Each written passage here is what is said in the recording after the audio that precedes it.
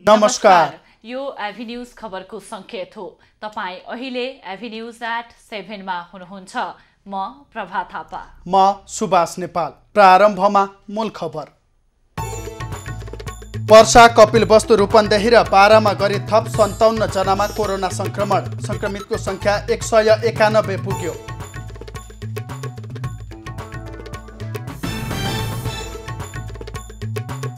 Lockdown खुकुलो बनाइएकोमा प्रधानमन्त्री ओली रुष्ट। भयावह अवस्था आउने भन्दै कडा बनाउन निर्देशन।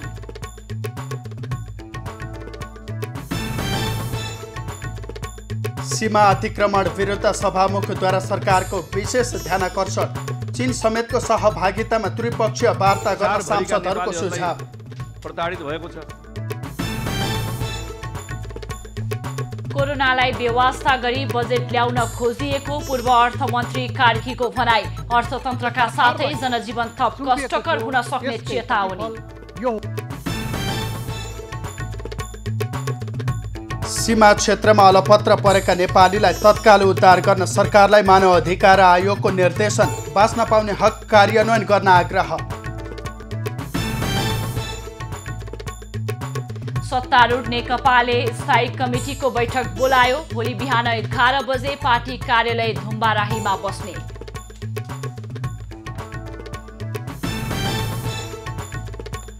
र विश्वभर कोरोना संक्रमितको संख्या 42,82,000 नाग्यो। 2,88,000 भन्दा बढीको मृत्यु।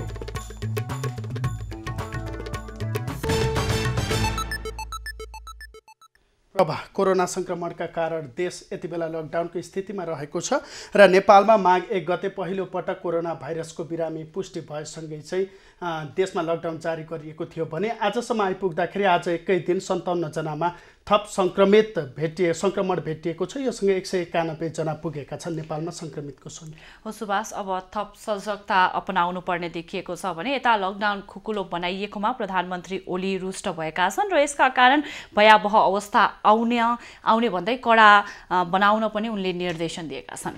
अब खबरको सिलसिला प्रारम्भ गरौं कोरोना संक्रमण सम्बन्धी प्रसङ्गबाट। नेपालमा कोरोना भाइरसबाट संक्रमित हुनेको संख्या 191 पुगेको छ। मंगलबार राष्ट्रिय जनस्वास्थ्य प्रयोगशालामा गरिएको परीक्षणमा थप 57 जनामा संक्रमण पुष्टि भएसँगै संक्रमितको संख्या 191 पुगेको हो। संक्रमित हुनेमा सबैजना पुरुष रहेका छन्। मंगलबार संक्रमण पुष्टि हुनेहरूमध्ये पर्साका 39, कपिलवस्तुका 8, रूपन्देहीका 9 र बाराका 1 जना छन्। संक्रमित हुनेमा सञ्चारकर्मी र स्वास्थ्य कर्मी समेत रहेका छन्। पर्सामा 2 जना सञ्चारकर्मी र कपिलवस्तुमा 1 जना स्वास्थ्य कर्मी पनि संक्रमित भएका छन्। संक्रमित सबैको स्वास्थ्य अवस्था सामान्य रहेको र सबै स्वास्थ्य कर्मीको सम्पर्कमा रहेको स्वास्थ्य मन्त्रालयले जानकारी दिएको छ। नेपालमा पहिलो पटक माघ 1 गते कोरोना संक्रमण पुष्टि भए यता एकै दिन ठूलो संख्यामा संक्रमण पुष्टि भएको हो। यसअघि सोमबार मात्रै 24 जनामा कोरोना संक्रमण पुष्टि भएको थियो। हालसम्म उदयपुरमा 32, पर्सामा 64, बाँकेमा 24, कपिलवस्तुमा 29, रूपन्देहीमा 16, काठमाडौँमा 5, कैलालीमा 4, रौतहटमा 3 र बारामा 3 तथा बागलुङ, चितवन र झापामा 2-2 जनामा कोरोना संक्रमण देखिएको छ। त्यस्तै भोजपुर, सर्लाही, सप्तरी, बर्दिया र कञ्चनपुरमा 1-1 जनामा संक्रमण पुष्टि भएको छ। संक्रमण पुष्टि भएका मध्ये 33 जना निको भएका छन्। तर नारायणी अस्पताल वीरगञ्जबाट कोभिड-19 निको भएर गएका 2 जनामा PCR परीक्षणमा पोजिटिभ देखिएपछि उनीहरूलाई पुनः अस्पताल भर्ना गरिएको छ। त्यसैगरी काठमाडौँको सन सिटी अपार्टमेन्टमा बस्ने 52 वर्षीय व्यक्तिको पनि PCR रिपोर्ट पोजिटिभ देखिएको छ। पाटन अस्पतालमा उपचारपछि डिस्चार्ज भएका उनलाई पनि पुनः अस्पताल भर्ना गरिएको छ। दर्शकवृन्द, आज एकै दिन थप 57 जनामा संक्रमण पुष्टि भएसँगै नेपालमा संक्रमितको संख्या 191 पुगेको छ र बारामा 1 जना थप संक्रमित भएको खबर हामीले प्राप्त गरेका छौं र यो विषयमा जानकारी दिन यतिखेर हाम्रो प्रत्यक्ष सम्पर्कमा हुनुहुन्छ हाम्रा संवाददाता इन्दीप कोइराला।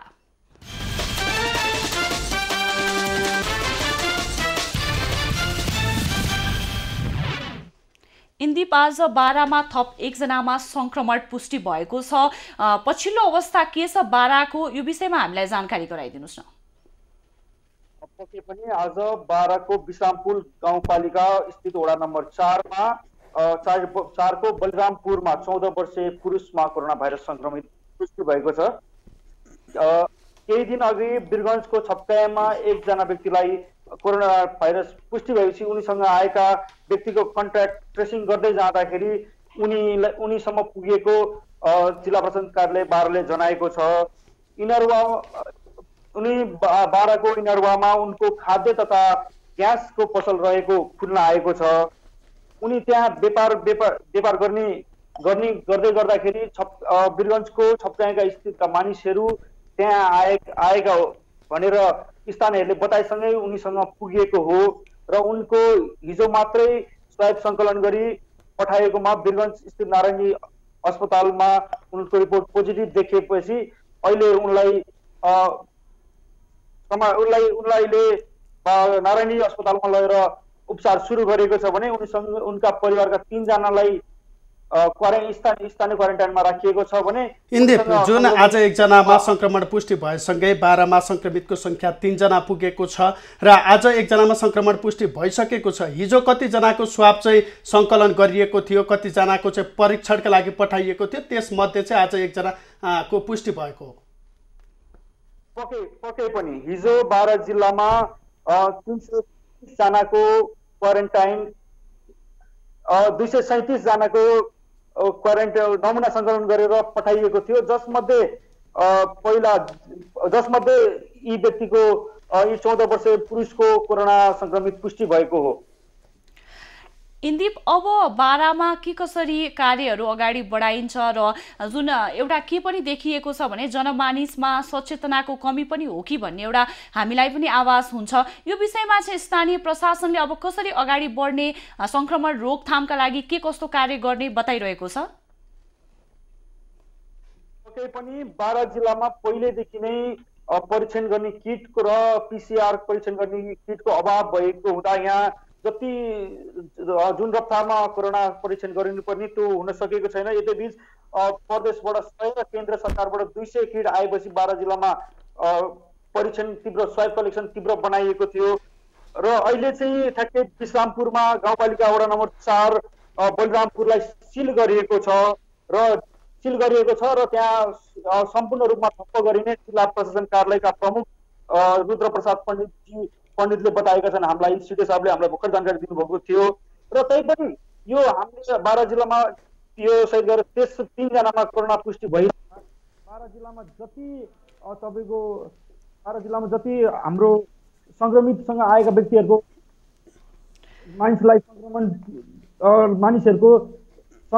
मानिसहरूको स्वाब कलेक्सन गरेर परीक्षण गर्ने हो, त्यो भने त्यसमा अलिकति पछाडि परेको देखिन्छ। इन्दिप पछिल्लो जानकारीका लागि तपाईसँग पुनः जोडिनेछौँ। अहिलेलाई धन्यवाद। उहाँ हुनुहुन्थ्यो हाम्रा बारा स्थित संवाददाता इन्दिप कोइराला र हामीलाई पछिल्लो अवस्थाको बारेमा जानकारी गराउनु हुँदै थियो। आज बारामा थप 1 जनामा संक्रमण पुष्टि भएको छ। यो सँगै बारामा 3 जना संक्रमण पुष्टि भएको खबर हामीसँग रहेको छ र अहिले पनि त्यहाँको अवस्था सामान्य रहेको छ भने जनजीवनको कुरा गर्दा र जुन सजगताको कुरा गर्ने हो भने अहिले पनि कतिपय मानिसमा सजगता र जुन एउटा कोरोनालाई लिएर जुन आफ्नो ज्ञान हुनुपर्ने थियो त्यो नदेखिएको पनि खबरहरू बाहिरिरहेका छन्। पक्कै पनि प्रभा सरकारले संक्रमण फैलन नदिन लकडाउन गरेको थियो, यद्यपि लकडाउनको पालना पनि राम्रोसँग नगर्दाखेरि आज यो परिणाम आइपुगेको भने बारामा पर्सामा मात्र नभइकन यता कपिलवस्तुमा पनि आज एक दिन 8 जना संक्रमित थपिएका छन् र यो सँगै संक्रमितको संख्या कपिलवस्तुमा 29 पुगेको छ र हामी पछिल्लो अवस्था के छ कपिलवस्तुको यस विषयमा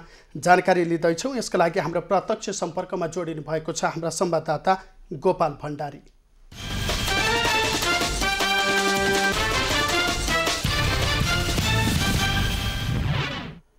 गोपाल, कपिलवस्तुमा आज संक्रमितको संख्या 8 थपिएसँगै जम्मा 29 जना पुगेका छन् र त्यहाँ 29 जना संक्रमितको संख्या पुगिसकेपछि पछिल्लो अवस्था के छ, अब कसरी अगाडि बढ्ने भन्ने कुराहरू आइरहेको छ?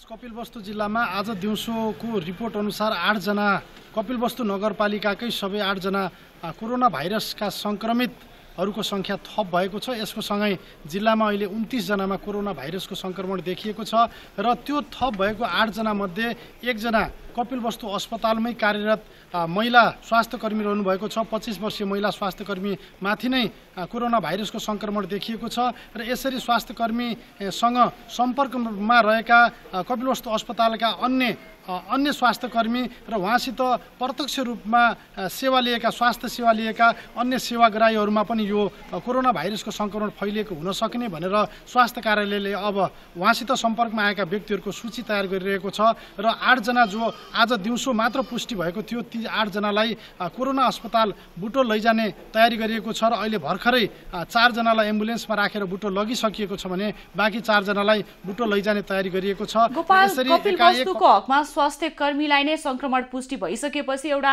हामीले के पनि बुझ्न सक्छौं भने सुरक्षाको कवच जति पनि अपनाउनु पर्ने थियो त्यो नभएको कारण हो या जुन आफूले प्राथमिकताको रूपमा लिनुपर्ने आफ्नो सुरक्षाको विषयलाई चाहिँ ध्यानमा नराखेको हो भने त यो अझ कठिनको विषय हुन जान्छ। यसमा चाहिँ कपिलवस्तुको हकमा के छ? निश्चय नै प्रभा अब सुरक्षा कवच नअपनाएको पनि होइन, स्वास्थ्य कर्मीहरू आफै सचेत छन् कोरोना भाइरसको सङ्क्रमणबाट बच्नलाई के कस्तो उपाय अपनाउन सकिन्छ भन्नेमा उहाँहरू सतर्क रहनु भएको छ। तर स्वास्थ्य कर्मी भएका नाताले दिनहुँ जसो जिल्ला अस्पतालमा आउने बिरामी र दिएको जिम्मेवारीलाई वहन गर्ने क्रममा यस्ता खालका सङ्क्रमण लाग्न सक्ने हामीले देखेका छौँ र यसैगरी स्वास्थ्य कर्मी जसरी आज अन्तर्राष्ट्रिय नर्सिङ दिवस नर्सहरूले मनाइरहेको दिनमा आज नेपालमै पहिलो पटक कपिलवस्तुमा कार्यरत महिला स्वास्थ्य कर्मीमाथि कोरोना भाइरसको सङ्क्रमण देखिएको छ। यो एकदम स्वास्थ्य कर्मीहरूको क्षेत्रमा एउटा दुःखद समाचार पनि भएको छ। तर स्वास्थ्य कर्मी भएका कारणले गर्दा उहाँले उच्च मनोबलका साथ कोरोनासँग म लड्न सक्छु र स्वास्थ्य क्षेत्रमा काम गर्दा गर्दै कोरोना भाइरसको सङ्क्रमण भए पनि यो सङ्क्रमणलाई मैले जितेर आउँछु भन्ने आत्मविश्वास उहाँसँग रहँदै आएको छ। र यसरी प्रभा जसरी स्वास्थ्य कर्मीहरू फ्रन्ट लाइनमा बसेर काम गरिरहेका छन्, सुरक्षा कर्मीहरू फ्रन्ट लाइनमा बसेर काम गरिरहेका छन् र यसैगरी सञ्चारकर्मीहरू पनि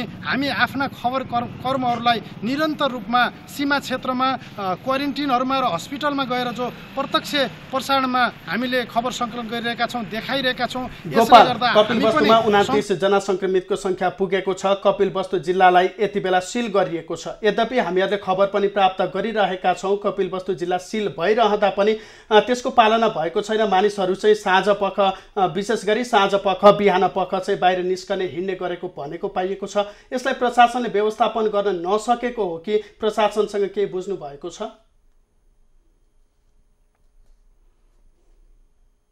सुभाष, यो विषयमा स्थानीय प्रशासन निकै नै सतर्क देखिएको छ र प्रमुख जिल्ला अधिकारी लगायत सुरक्षा निकायका प्रमुखहरूले कपिलवस्तु जिल्लालाई पूर्ण रूपमा लक गरेर स्थानीय प्रशासन ऐन 2028 का दफाहरू लगाएर कपिलवस्तु जिल्लालाई जेठको 5 गतेसम्म लक गरिएको छ र जिल्ला पूर्ण रूपमा सुनसान छ, लकडाउनको उल्लङ्घन भएको हामीले देखिँदैनौँ। तर यो भनिरहँदा जोड्नुपर्ने कुरा के छ त भन्दा यसरी जिल्लालाई लक गरिरहँदा जिल्लालाई सिल गरेर मात्र भने कोरोना भाइरसको सङ्क्रमण रोक्न सक्ने अवस्था छैन सुभाष। किनभने सदरमुकामलाई लक गरेर बाहिरी जिल्लाबाट कपिलवस्तु जिल्लामा आउने प्रवेशलाई रोक गरेर मात्र सङ्क्रमण भाइरसको सङ्क्रमणलाई रोक्न सकिन्न। जबसम्म सीमा क्षेत्रमा अल्पत्र अवस्थामा रहेका ती सर्वसाधारण नेपाली नागरिकहरूलाई व्यवस्थित ढङ्गले क्वारेन्टाइन र क्वारेन्टाइन पछि स्वाब परीक्षण गरिँदैन र ती क्वारेन्टाइनमा रहेका अथवा सीमा क्षेत्रमा अल्पत्र अवस्थामा रहेका सर्वसाधारणको व्यवस्थापन हुँदैन, तिनीहरूबाटै कोरोना भाइरसको सङ्क्रमण सर्ने उच्च जोखिम देखिएको छ। किनभने उनीहरू भारतका विभिन्न सहरहरू जहाँ कोरोना भाइरसको उच्च त्रास देखिएको छ, उच्च सङ्क्रमण देखिएको छ र उनीहरूलाई भारतीय सुरक्षाकर्मीहरूले भारतीय सवारी साधन ट्रकमा होस् अथवा ट्रेनमा अथवा विभिन्न साधनहरू। हवस्, जानकारीका लागि धन्यवाद। पछिल्लो जानकारीका लागि तपाईँसँग पुनः जोडिनेछौँ। तपाईँ पनि सुरक्षित रहनुहोला। उहाँ हुनुहुन्थ्यो कपिलवस्तुबाट हाम्रा संवाददाता गोपाल भण्डारी र कपिलवस्तुमा पनि 8 जना आज सङ्क्रमितको सङ्ख्या थपिएको छ। यो सँगै 29 जना सङ्क्रमित भेटिएका छन्। प्रभा र आज नर्सिङ दिवस मनाइरहँदाखेरि जुन स्वास्थ्य उपचारमा खटिरहेकी 1 जना महिला स्वास्थ्य कर्मीलाई पनि यो सङ्क्रमण पुष्टि भएको छ। हो सुभाष, स्वास्थ्य कर्मीहरूले आफ्नो सुरक्षा कवच अपनाउँदा पनि स्वास्थ्यमा समस्या देखिएको खबर बाहिरिएको छ र यसले गर्दा अग्रमोर्चामा रहेका स्वास्थ्य कर्मीहरू अझ सजग हुनुपर्ने पनि देखिएको छ। त्यसैगरी सञ्चारकर्मी लगायत सुरक्षाकर्मी पनि यसै गरी सुरक्षित भएर आफ्नो कार्यमा अगाडि बढ्नुपर्ने पनि देखिएको छ। आज एकै दिन थप 57 जनामा संक्रमण पुष्टि भएसँगै संक्रमितको संख्या 191 पुगेको छ र त्यसरी हेर्ने हो भने कपिलवस्तु जेठ 5 गतेसम्म सिल गरिएको छ। तर जिल्लालाई मात्र सिल गरेर नहुने सीमा क्षेत्रको विषयमा पनि स्थानीय प्रशासनले ध्यान दिनुपर्ने पनि हाम्रा संवाददाताले बताउनु भएको छ। पक्कै पनि प्रभाव पछिल्लो समय सरकारले PCR को परीक्षणको दायरा बढाउँदै लाँदाखेरि संक्रमितको संख्या दिनानुदिन बढ्दै गइरहेको छ र यसरी दिनानुदिन बढ्दै गइरहेको यो तथ्याङ्क हेर्ने हो भने भोलिका दिनमा यसले अझ भयावह रूप लिन सक्ने अवस्था सुभाष। त्यसैगरी पर्सामा आज थप 39 जनामा संक्रमण पुष्टि भएको छ। यसैगरी पर्सामा अहिलेसम्म 64 जना संक्रमण भेटिएको छ। के छ पछिल्लो अवस्था यो विषयमा जानकारी दिन यतिखेर हाम्रो प्रत्यक्ष सम्पर्कमा हुनुहुन्छ हाम्रा संवाददाता राजन रौनियार।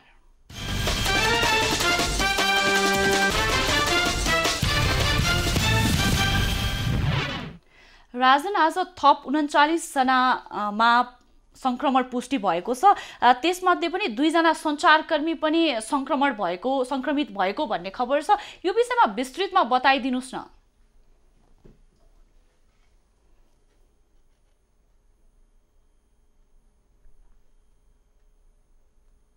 2 जना सञ्चारकर्मी परेका छन् र ती सञ्चारकर्मीमा 1 जना यहाँका पर्साका एउटा पदाधिकारी नै रहेका छन् र जिम्मेवार व्यक्ति हुन् र 1 जना चाहिँ एउटा अनलाइनका सब खबरदाता हुन्। यी दुवै जनामा चाहिँ संक्रमण देखिएको हल्ला भइसकेपछि र थप यसको पुष्टि भइसकेपछि सञ्चार माध्यममा काम गर्ने यहाँका आम सञ्चार कर्मीहरूमा पनि एउटा डर र भएको त्रास फैलिएको थियो। किनभने केही दिन आइतबार जुन एउटा तिवारी यादवको कुरा लिएर जिल्ला प्रशासन कार्यालय र जिल्ला प्रहरी कार्यालयमा एउटा आन्दोलन पनि पर्सा जिल्लामा सुरु भइसकेको थियो र त्यो आन्दोलनको क्रममा उहाँहरूले चाहिँ अग्रणी भूमिका निर्वाह गरिराख्नु भएको थियो र ती आन्दोलनको कारण पत्रकारहरूको जमघट पनि भएको थियो र आन्दोलनका कार्यक्रमहरू पनि गरि नै रहेको हुनाले संक्रमण अरू पनि सञ्चारकर्मीहरूमा हुन सक्ने भनेर एउटा आशंका गरिएको छ र यो रिपोर्ट आइसकेपछि पर्सा जिल्लामा काम गर्ने सम्पूर्ण संवाददाताहरू अहिले होम क्वारेन्टाइनमा बसेका छन् र भोलि चाहिँ महानगरपालिकाद्वारा चाहिँ सम्पूर्ण पत्रकारहरूको स्वाब परीक्षण गरी उहाँहरूको रिपोर्ट आइसकेपछि मात्र। राजन, यो त भयो सञ्चारकर्मीको कुरा। आज जुन सञ्चारकर्मी लगायत 39 जनामा चाहिँ संक्रमण पुष्टि भइसकेको छ,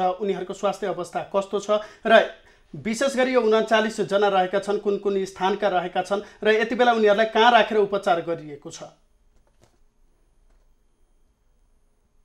अहिले चाहिँ सम्पूर्ण संक्रमितहरूलाई चाहिँ विभिन्न ठाउँहरूबाट उहाँहरूको आफ्नो घरबाट चाहिँ नारायणी हस्पिटल लगिने क्रम जारी छ हामीले जानकारी पाएअनुसार। र संक्रमितमा 2 नम्बर वीरगञ्ज महानगरपालिका वार्ड नम्बर 2, 3, 4, 16, 17 र 18 का 25 जना छन् भने छिपरमाई गाउँपालिकाका 13 जना रहेका छन्, जसमध्ये 40 जना यी 13 जना मध्ये 40 जना उनीहरू चाहिँ केही दिन पहिला काठमाडौँको काम गरिरहेको बागलुङबाट चाहिँ उनीहरू फर्केका हुन् र उनीहरू फर्किसकेपछि वीरगञ्जमा बनाइएको क्वारेन्टाइनमा चाहिँ राखिएको थियो।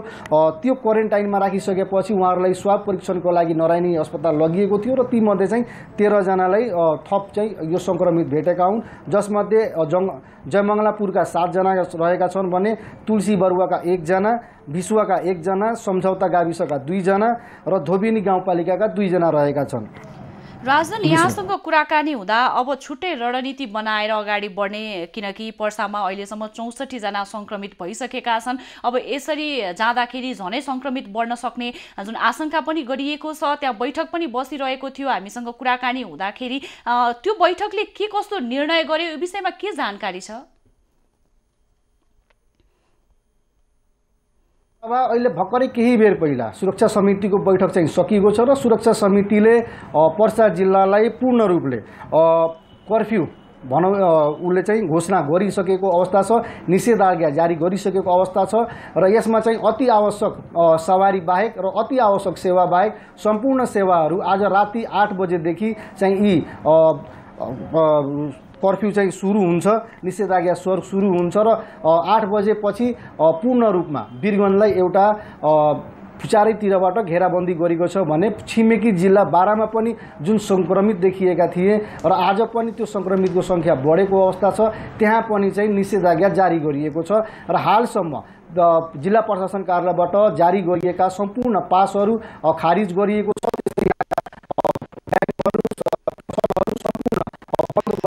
राजन, पछिल्लो जानकारीका लागि यहाँसँग पुनः जोडिनेछौँ। अहिलेलाई धन्यवाद। उहाँ हुनुहुन्थ्यो पर्सा स्थित संवाददाता राजन रौनियार र आज पर्सामा थप 39 जनामा संक्रमण पुष्टि भएको छ। यो सँगै पर्सामा 64 जना संक्रमित भएका छन्। त्यसै गरी आज 2 जना सञ्चारकर्मीमा पनि संक्रमण भइसकेपछि त्यहाँ रहेका सबै सञ्चारकर्मीको भोलि स्वाब सङ्कलन गरिने कार्य रहेको भनेर पनि हाम्रा संवाददाता राजन रौनियारले जानकारी दिनुभएको छ। राष्ट्रिय मानव अधिकार आयोगले भारतीय सीमा नाकामा अलपत्र र असुरक्षित अवस्थामा रहेका नेपाली नागरिकलाई स्वदेश फर्काउन सरकारलाई निर्देशन दिएको छ। आयोगले मङ्गलबार विज्ञप्ति जारी गर्दै देशव्यापी अनुगमनका क्रममा सीमा क्षेत्रमा नेपाली नागरिकहरू 6 सातादेखि असुरक्षित अवस्थामा रहिरहेको र सम्मानपूर्वक बाँच्न पाउने हकको हनन भइरहेकोमा चिन्ता व्यक्त गरेको हो। आयोगले सर्वोच्च अदालतको आदेश बमोजिम सीमा नाकामा अलपत्र नेपालीहरूको तत्काल उद्धार गरी WHO को मापदण्ड बमोजिम क्वारेन्टिनमा राख्न र सबैको स्वास्थ्य परीक्षण गर्न निर्देशन दिएको हो। आयोगले लकडाउनसँगै भारतमा रोजगारी र घाँस बाँसको समस्या भई स्वदेश फर्कने क्रममा सीमा नाकामा आई क्वारेन्टिनमा अलपत्र परिरहेको उल्लेख गर्दै नेपाली नागरिकप्रति राज्यको दायित्व वहन गर्न सरकारलाई निर्देशन दिएको हो। आयोगले विज्ञप्तिमा मुख्य सीमानाका बन्द हुँदा वैकल्पिक बाटोबाट स्वदेश प्रवेश गरेका व्यक्तिहरूको स्वास्थ्य परीक्षण नहुने तथा गाउँ शहरमा लुकीछिपी रहने कारणबाट संक्रामक रोगको जोखिम बढ्ने चिन्ता समेत व्यक्त गरेको छ। आयोगले विज्ञप्तिमा आफ्ना नागरिकको मौलिक हक तथा मानव अधिकारको संरक्षण र सम्वर्धन गरी राज्यको दायित्व वहन गर्न सरकारको ध्यानाकर्षण गराएको हो। प्रधानमन्त्री केपी शर्मा ओलीले लकडाउन कडा पार्न निर्देशन दिएका छन्। आज बसेको मन्त्री परिषद बैठकमा प्रधानमन्त्री ओलीले लकडाउन खुकुलो पार्दा अवस्था भयावह हुन सक्ने भएकाले लकडाउन कडा पार्नुको विकल्प नभएको बताएका हुन्। कोरोना संक्रमितको संख्या बढ्दै गएको अवस्थामा लकडाउन खुकुलो बनाउन नहुने भन्दै प्रधानमन्त्रीले जीवन रक्षा पहिलो प्राथमिकता भएको बताएको एक मन्त्रीले जानकारी दिएका छन्।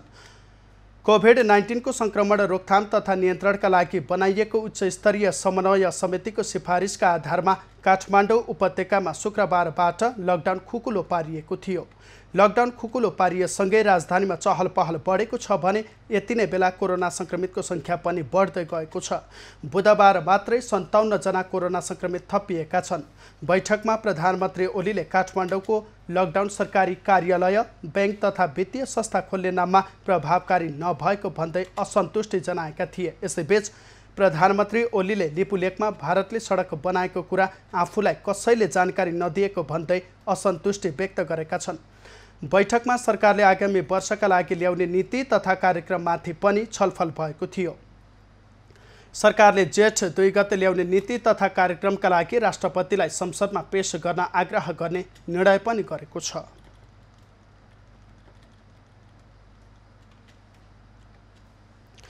सत्तारूढ नेकपाको स्थायी कमिटीको बहुचर्चित बैठक भोलि बस्ने भएको छ। नेकपाले भोलि बिहान 11 बजे पार्टी कार्यालय धुम्बाराहीमा बैठक बोलाएको हो। त्यसका लागि स्थायी कमिटी सदस्यहरूलाई मोबाइलमा मेसेज पठाएको एक नेताले जानकारी दिए।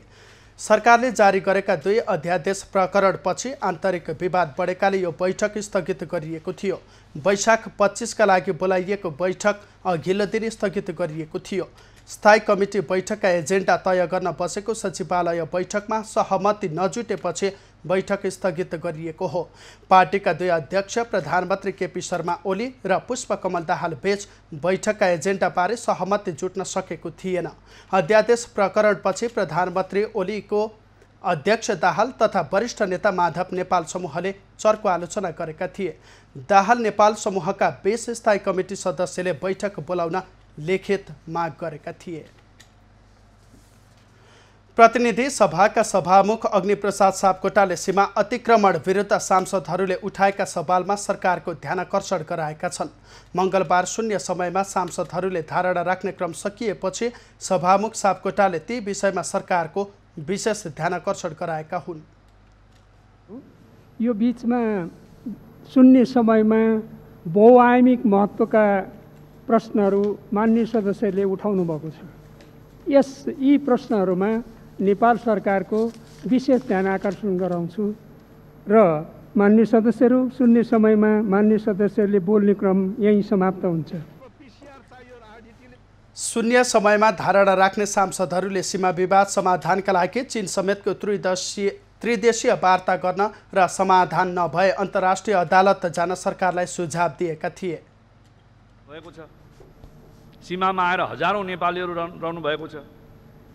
उनीहरूको चाहिँ नि पनि समुचित परीक्षण, उनीहरूलाई क्वारेन्टाइनमा चाहिँ नि बसोबासको व्यवस्था र सुरक्षित रूपमा नेपालमा कसरी अवतरण गराउँ। आखिर त नेपाल त आउने नै भएन। राजा महेन्द्रको पालादेखि अहिलेसम्म यिनी कुराहरू उठिरहेका छन्। बेला मौकामा कालापानी लिम्पियाधुरा भन्ने कुरा मात्र नभई बेला मौकामा अन्य ठाउँका सात सिमानाहरू पनि भारतले मिचेको देखिन्छ। सरकार र प्रतिपक्ष सँगै उभिएर राष्ट्रिय स्वाभिमानको सम्वर्धनका खातिर सरकार, संसद र सडकबाट संयुक्त आवाज, संयुक्त पहल, संयुक्त राष्ट्रिय मोर्चा आजको आवश्यकता। नेपालको कालापानी, लिपुलेक र लिम्पियाधुरा क्षेत्रलाई अतिक्रमण गरेर भारत सरकारले मानसरोवर जोड्ने सडक बनाउने कार्यको घोर निन्दा एवं भर्त्सना गर्न चाहन्छु। यसै सन्दर्भमा यो गम्भीर समस्या समाधानको लागि नेपाल सरकारले अघि बढाएका कूटनीतिक प्रयासहरूलाई मैले समर्थन गर्न चाहन्छु। कूटनीतिक पहल र तत्काल वार्ताबाट सिमानामा हुने अतिक्रमण रोक्न सम्मान्य सभामुख मार्फत नेपाल सरकारलाई जोरदार माग गर्न चाहन्छु। नेपाललाई डुबानमा पार्ने, त्यस्तै गरी नक्कली तिरवटा कोट निर्माण गरेर विश्व समुदायलाई भ्रममा पार्ने काम गरेको छ। यसको म घोर निन्दा गर्न चाहन्छु, भर्त्सना पनि व्यक्त गर्न चाहन्छु। यो कर्णाली प्रदेश सांसदहरूले नेपाली भूमिमाथिको भारतीय अतिक्रमण विरुद्ध प्रभावकारी कदम चाल्न र सीमा विवादको दीर्घकालीन समाधान खोज्न सरकारको ध्यानाकर्षण गराएका छन्।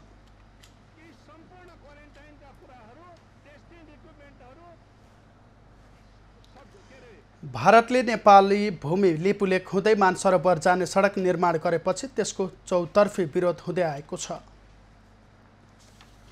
लिपुलेक लगायतका नेपाली भूमिमा भारतले गरेको अतिक्रमणको विरोधमा नेपाल विद्यार्थी सङ्घले मङ्गलबार 77 वटै जिल्ला प्रशासन कार्यालयमा ज्ञापन पत्र बुझाएको छ। लिपुलेकमा भारतद्वारा सडक निर्माण, नेविसङ्घ प्रदर्शनका क्रममा भएको धरपकड र गिरफ्तारी र सन् 2015मा भारत चीन बीच भएको सम्झौता खारेजीको माग राख्दै मङ्गलबार 77 वटै जिल्ला प्रशासन कार्यालयमा ज्ञापन पत्र बुझाइएको नेविसङ्घले जनाएको छ। निर्माण गरेर अहिलेको समस्या समाधान गर्न पनि प्रशासन अत्यन्तै तत्परताका साथ लागेको छ। थोरै समय धैर्य धारण गरेर बस्नुहोस्। यो जिल्ला प्रशासन कार्यालय, प्रमुख जिल्ला अधिकारी तपाईँहरूको साथमा छ। गत शुक्रबार भारतले नेपाली भूमि लिपुलेक हुँदै मानसरोवर जाने सडकको उद्घाटन गरेपछि देशभर त्यसको विरोध भइरहेको छ। विवेकशील नेपाली पार्टीकी नेत्री रन्जु दर्शनासहित आधा दर्जन युवालाई प्रहरीले माइतीघर मण्डलाबाट पक्राउ गरेको छ। लिपुलेकमा नेपाली भूमि अतिक्रमणको विरोध गर्न दर्शनाको नेतृत्वमा युवाहरू केही पम्पलेटसहित जम्मा भएका थिए, तर नाराबाजी गर्न नपाउँदै प्रहरीले सबैलाई पक्राउ गरेर महेन्द्र पुलिस क्लबमा पुर्याएको थियो। भारतले नेपालको भूमि मिचेर लिपुलेकमा एकतर्फी रूपमा सडक निर्माण गरेको विरोधमा माइतीघरमा विभिन्न समूहले विरोध गर्दै आएका छन्। नेपाली कांग्रेसका सांसद ज्ञानेन्द्र बहादुर कार्कीले सरकारले कोरोनालाई नजरअन्दाज गर्दै नीति र सिद्धान्त ल्याएको आरोप लगाएका छन्। पूर्व अर्थमन्त्री समेत रहेका कार्कीले मानव जीवनको रक्षा गर्दै सिद्धान्तहरू आउनुपर्ने भए पनि कोरोनालाई नजरअन्दाज गरेर परम्परागत ढङ्गबाट सिद्धान्त र प्राथमिकताहरू आएको टिप्पणी गरेका हुन्। प्रतिनिधि सभामा आगामी आर्थिक वर्षको विनियोजन विधेयकका सिद्धान्त र प्राथमिकतामाथिको छलफलका क्रममा अवसरमा पूर्व अर्थमन्त्री कार्कीले नेपाली जनताको जीवन रक्षाका लागि स्वास्थ्य क्षेत्रमा लगानी गर्दै नेपाली अर्थतन्त्र चलायमान बनाउने अवस्थामा सरकारले त्यसो गर्न नसकेको बताएका छन्। उनले सरकारले अघि सारेका सिद्धान्त र प्राथमिकताका कारण मुलुकको अर्थतन्त्र धराशायी बन्ने र नेपालीको जीवन कष्टकर हुन सक्ने चेतावनी दिएका छन्। सङ्कट आएको छ, हाम्रो जस्तो कमजोर अर्थतन्त्रमा यसले कस्तो प्रभाव पार्न सक्दछ त्यसको अहिले नै पूर्वानुमान गर्न गाह्रो छ। तर हामी यति अनुमान गर्न सक्छौँ, यो अर्थतन्त्रलाई हामीले ठिक बाटोमा हिँडाउन सकेनौँ भनेदेखि भोलि देशले थाम्नै नसक्ने अर्थतन्त्रको रूपमा यो विकसित हुन सक्दछ। पूर्व अर्थमन्त्री कार्कीले फागुनसम्म विकास खर्च 25% मात्रै हुनु अहिलेको सरकारको ठूलो असफलता भएको बताएका छन्। सरकारको खर्चमा शिथिलता, निजी क्षेत्रप्रतिको अविश्वास र बढ्दो भ्रष्टाचारका कारण नेपाली अर्थतन्त्र शिथिल हुँदै गएको उनको आरोप थियो।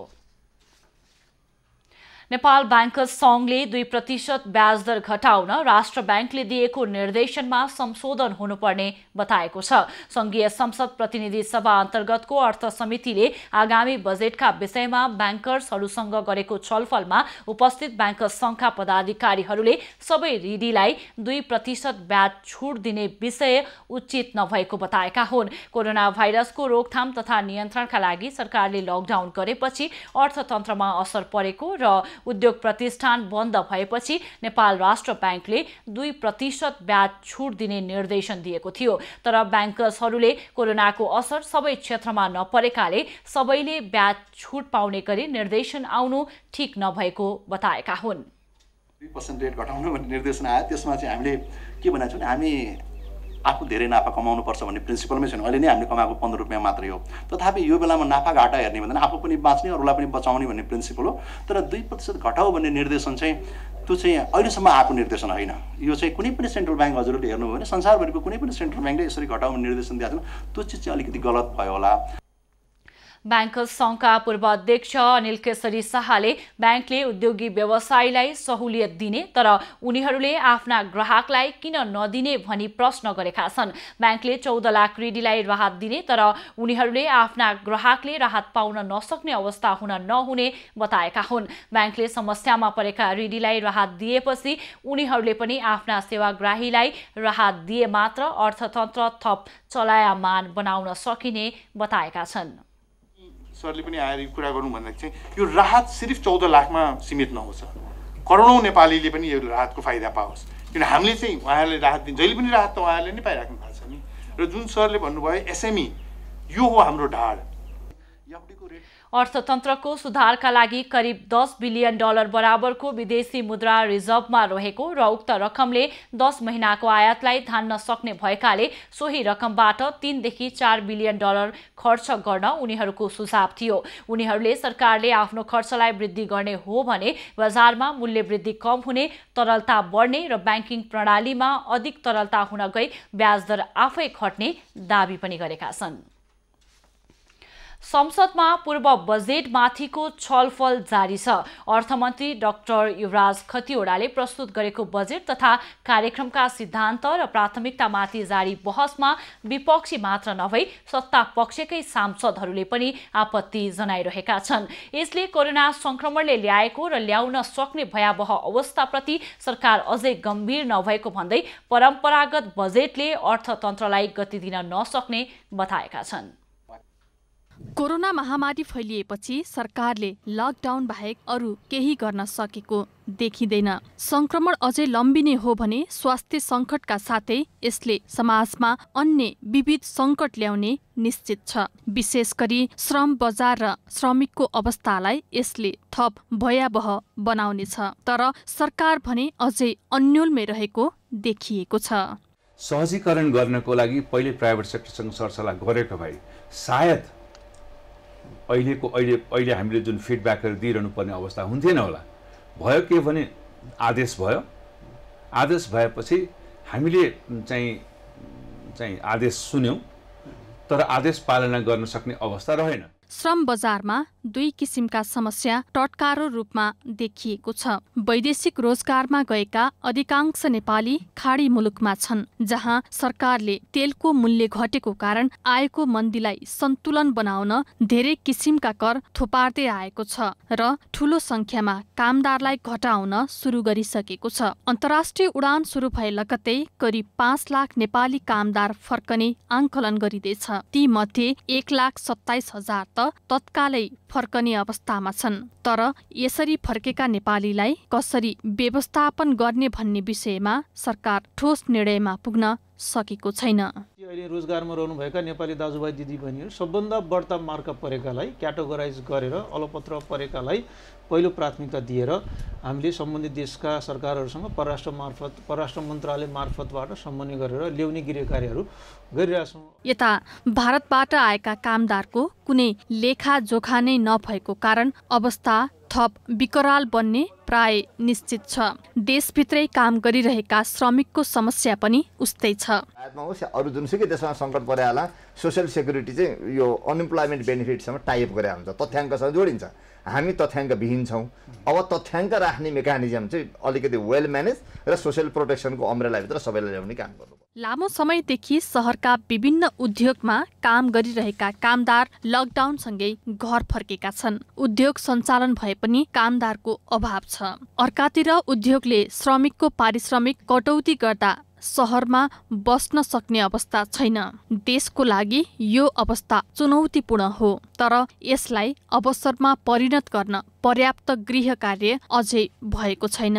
सरकार जेठ 15 मा आगामी आर्थिक वर्षको बजेट प्रस्तुत गर्दैछ।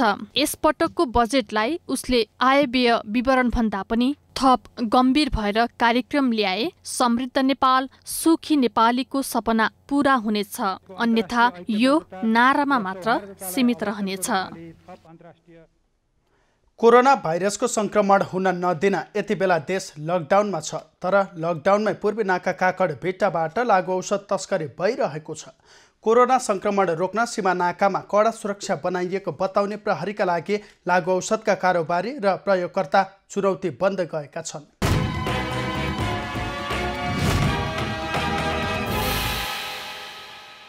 लकडाउनका कारण नेपाल र भारतका सीमा नाका बन्द छ, जसका कारण मानिसहरू हिँडडुल गर्न समेत बन्देछ। कोरोना भाइरसको संक्रमण रोकथामका लागि सरकारले गरेको लकडाउनका बेला पनि नेपालको पूर्वी नाका काकडभिट्टाबाट नयाँ तरिका अपनाउँदै लागु औषध प्रयोगकर्ता र कारोबारीले लागु औषध तस्करी गर्ने गरेको पाइएको छ। भारत र नेपाल दुवैतर्फ लकडाउनका कारण अहिले यो नाकाबाट आवत जावत ठप्प छ, तर सीमा नाकामा रहेको मेची खोलामा नुहाउने बहानामा लागु औषधको कारोबार हुने गरेको पाइएको हो। विभिन्न चाहिँ बहानाहरू गर्दै र केही नक्कली कार्डहरू पनि बनाउँदै अब अहिलेको समयसम्ममा चाहिँ अधिकतम झापा जिल्लाकै छन्। त्यसमा केही व्यक्तिहरू सुनसरी र मोरङका पनि छन्। पहिले पसल मार्फत हुने किनमेल अहिले सीमा छेउका झुप्रा घर र खोलाको बगरबाट भइरहेको हो। लागु औषधको कारोबार नरोकिएसँगै स्थानीय तहलाई पनि चुनौती बन्दै गएको छ। अहिले पनि मेचीनगर नगरपालिकाको क्वारेन्टाइनमा लागु औषधका कारोबारी र प्रयोगकर्ता समेत राखिएको छ। प्रहरीलाई पनि झुक्काएर पारी चाहिँ भारत जाने प्रयास गर्ने त्यस्तालाई चाहिँ हामीले प्रहरीले चाहिँ पक्रेको अवस्था छ, त्यस्तालाई क्वारेन्टाइनमा राखिएको अवस्था छ र अहिले पनि हाम्रा सीमा क्षेत्रका वार्डहरूमा रातभरि चाहिँ यस्ता चाहिँ सेवनकर्ताहरू चाहिँ रातभरि कुद्ने र यो चाहिँ प्रहरीलाई पनि एकदमै चुनौतीको विषय भएछ। लकडाउनको समयमा सीमा क्षेत्रमा कडाई गरिए पनि लागु औषध ओसार्ने कार्य भने भइरहेको छ। प्रहरीले जनशक्ति परिचालित गरेर सीमामा सुरक्षा व्यवस्था कडा पारेको बताए तापनि चोर बाटो प्रयोग गरेर कारोबारी र प्रयोगकर्ताले लागु औषध ओसार प्रसार गरिरहेका छन्। सन्तोष नेउपाने, झापा।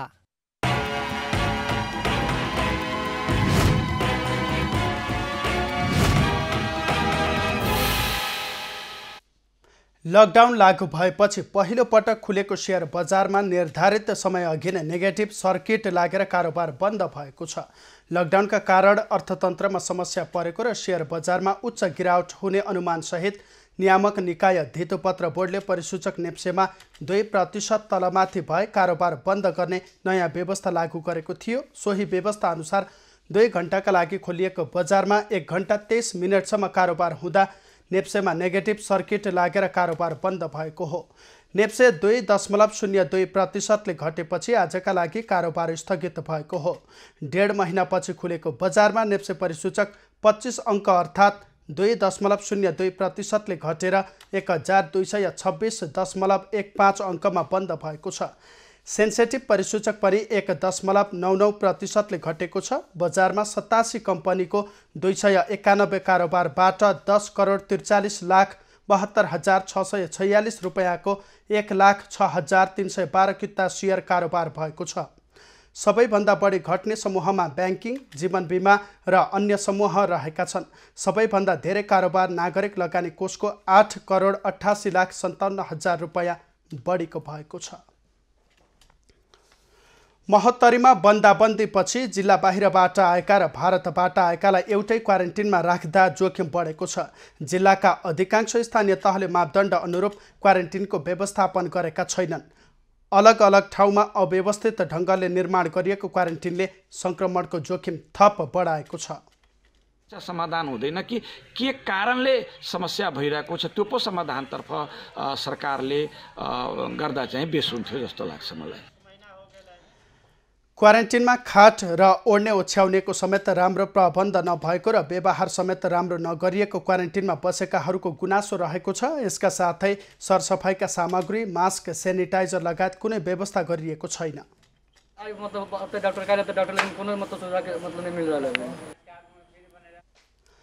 जिल्ला स्वास्थ्य कार्यालयको तथ्याङ्क अनुसार महोत्तरीका विभिन्न क्वारेन्टिनमा 143 जना र होम क्वारेन्टिनमा 134 जना रहेका छन्।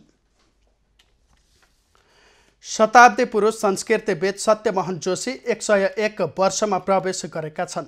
विक्रम सम्वत 1977 साल वैशाख 30 गते ललितपुरको बखुम्बहालमा जन्मिएका जोशी आज 101 वर्षमा प्रवेश गरेका हुन्। जोशीले नेपाली कला, संस्कृति र साहित्यमा महत्त्वपूर्ण योगदान दिनुभएको छ। जोशीको जन्मदिनका अवसरमा विभिन्न व्यक्ति समुदायले शुभकामना व्यक्त गरेका छन्। लकडाउनका कारण जन्मदिन मनाउन कुनै औपचारिक कार्यक्रम आयोजना नगरिए पनि उनको परिवारले घरमै पूजा गरी जन्मदिन मनाएका छन्। गत वर्ष 100 वर्ष पुगेको अवसरमा ललितपुर महानगरपालिकाले महानगरपालिका भर सार्वजनिक बिदा दिई विभिन्न कार्यक्रम गरी जन्म शताब्दी मनाएको थियो। जोशीले यसपटक आफूलाई शुभकामना दिनेहरूलाई धन्यवाद दिँदै अझै पनि केही असल काम गरेर जीवन बिताउन पाऊँ भन्दै प्रार्थना गरेको बताइएको छ।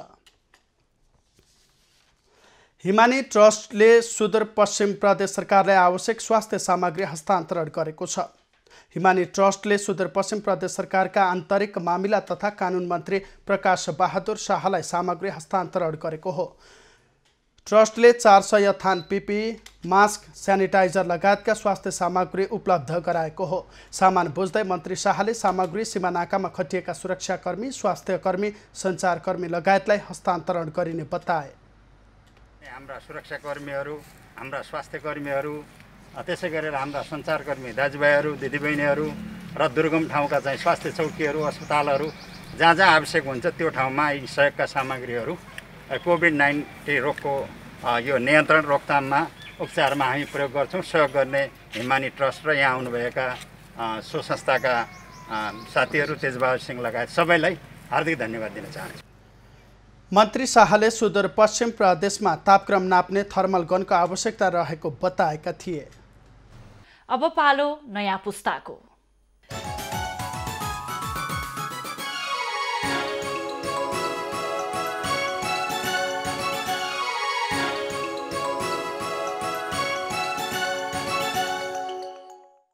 नमस्ते, नयाँ पुस्तामा तपाईलाई स्वागत छ। राष्ट्रिय मानव अधिकार आयोगले विद्यार्थी र अभिभावकसँग परामर्श र न्यूनतम तयारी बिनाको अनलाइन कक्षाबाट आधारभूत तहका बालबालिकामा मानसिक दबाव पर्ने बताएको छ। अनलाइन कक्षाको प्रभावकारिता। अनलाइनबाट प्याड।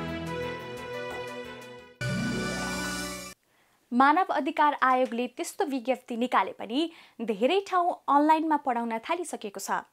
कस्तो छ त अनलाइन कक्षाको प्रभावकारिता? एसी आज छ भने अर्को दिन लकडाउन भनेर हामीले बल्ल थाहा पायौँ साँझ 7 बजेतिर। अनि हाम्रा पढाइ अब त्यस्तै भएको, एसी रोक्यो, अब एक्जाम कहिले हुन्छ त्यो चाहिँ थाहा छैन।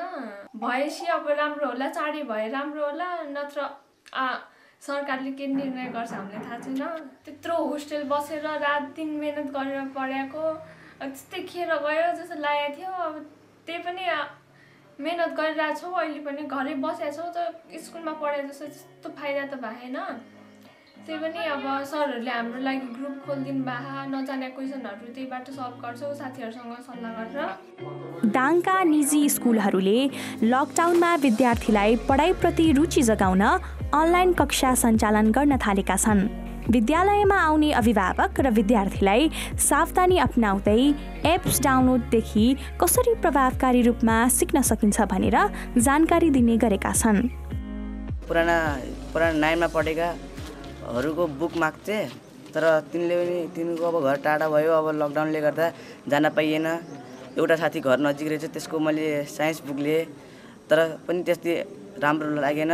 जबसम्म टिचरले पढाएन तबसम्म विद्यार्थीले बुझ्दैन, त्यस्तै मलाई पनि भयो। अब यही लकडाउनले गर्दा नै पढ्न पाइएन। अहिले हाम्रो स्कुलले निकालेको यो एप जसमा हामीले घर बसी पढ्न पाएका छौँ, अनलाइन क्लास भन्छन् हो, त्यसले गर्दा नै हल्का भए पनि हामीले पढ्न पाएका छौँ। वैशाखको 12 गतेदेखि कक्षा 6 देखि 10 सम्मको विद्यार्थीलाई नयाँ 10लाई पनि हामी कक्षा दिइराखेका छौँ। दिनमा 2 घण्टा चाहिँ सरहरूले पढाउनुहुन्छ, 2टा विषय 1-1 घण्टाको दरले। एउटा सरले 2 घण्टा चाहिँ पढाउनुहुन्छ। कक्षा 5 देखि तलको विद्यार्थीलाई यही 26 गतेदेखि ई-मिडास क्लास चाहिँ हामीले प्रभावकारी रूपले पढाउने र होमवर्क दिने हामीले चाहिँ सिस्टम चाहिँ बढाउँदैछौँ भने 6 देखि माथिलाई हामीले पहिले नै चाहिँ पढाउन सुरु गरिसकेका छौँ। यो समयमा लकडाउन नभइदिएको भए बालबालिका विद्यालयको कक्षा कोठामा हुने समय हो, तर परिस्थितिले अहिले बालबालिकाहरू घरमै छन्। घरमा रहँदा पनि पढ्ने लेख्ने कुरालाई निरन्तरता भने दिन सकिन्छ।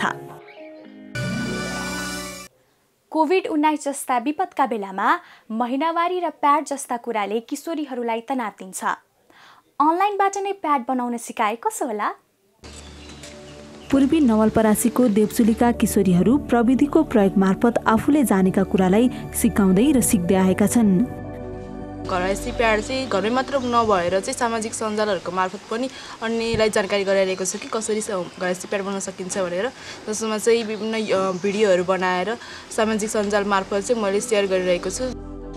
जागृति बाल क्लब नेपालको पूर्व अध्यक्ष एवं एसियन गर्ल अभियानबाट सामुदायिक विकास अवार्ड जित्न सफल कावासोती नगरपालिकाकी आशा पिक युट्युब मार्फत नयाँ कुरा सिक्दै प्रयोगमा ल्याउन व्यस्त हुनुहुन्छ। आशा घरआइसी प्याड कसरी बनाउन सकिन्छ भनेर फेसबुक मार्फत सबैलाई सेयर पनि गर्नुहुन्छ। यो जुन लकडाउनको समय रहेको छ यसमा चाहिँ हरेक ठाउँमा चाहिँ बन्दको अवस्था छ र हामीलाई एकदम सुलभ तरिकाले चाहिँ सेनिटरी प्याड पाउने अवस्था पनि रहेको छैन। घरआइसी प्याड चाहिँ उत्तम हुन्छ भनेर चाहिँ सामाजिक सञ्जालको मार्फत चाहिँ सिकाएको छु। जागृति बाल तथा युवा सरकार नेपाल र कर्णालनको सहयोगमा सञ्चालित किशोरी सशक्तिकरण कार्यक्रमको अभियन्ता समेत भएर काम गर्नुभएकी आशाले आत्मसुरक्षा, मर्यादित महिनावारी सरसफाइका बारेमा जानकारी र घरआइसी रूपमा प्याड कसरी निर्माण गर्न सकिन्छ भनेर समुदायलाई सिकाउँदै आउनु भएको छ। यो कोरोना भाइरसको खतरा नतरुन्जेल घरमा नै बस्नुहोस्, सुरक्षित अनि स्वस्थ रहनुहोस्, आफूलाई रचनात्मक बनाउनुहोस्। आजलाई यति नै, बाई बाई।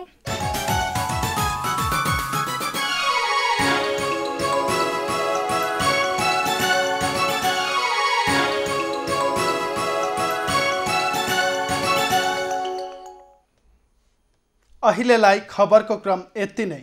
एभी न्यूज खबरका यी सहित अन्य विस्तृत खबरका लागि www.avnews.tv लगअन गर्न सक्नुहुनेछ। युट्युब, फेसबुक र ट्विटरमा पनि हामीलाई फलो गर्न सकिनेछ। खबर भित्रको खबरका लागि हेर्दै रहनुहोला एभी न्यूज खबर। नमस्कार।